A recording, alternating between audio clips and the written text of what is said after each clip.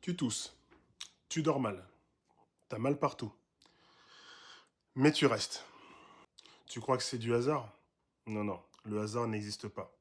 Ton corps, il sait, et il t'a déjà prévenu. Je vais t'expliquer ça en 3 étapes. Étape 1. T'as un cerveau qu'on pourrait considérer comme le roi de la survie. Parce qu'en réalité, le cerveau humain, il n'a qu'un seul but dans la vie, la survie. Pas le bonheur, pas l'amour, pas l'épanouissement. Non, non, non. Juste la survie dans ce que tu connais déjà. Même si ce que tu connais, c'est la douleur, le stress, le contrôle ou la peur, ton cerveau préfère le mauvais connu au bon inconnu. Quel est le résultat de cette histoire?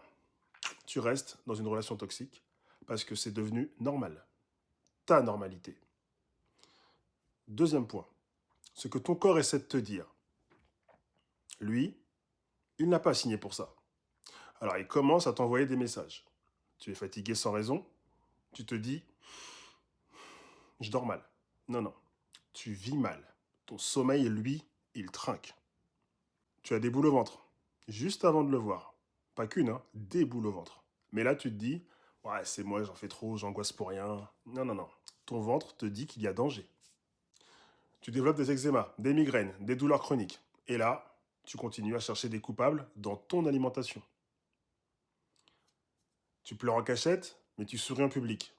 Tu t'effondres en silence et tu appelles ça tenir le coup. Et un jour, ton corps lâche. Une maladie auto-immune, un burn-out, une dépression sévère, et tu finis par dire putain, mais je comprends pas, j'ai tout fait pour aller bien.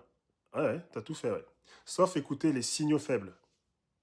Parce que t'attendais l'avis de 4 psys, 2 collègues, 7 amis, une IRM pour te dire ah, peut-être que c'est pas normal. Troisième point, pourquoi tu restes malgré tout ça?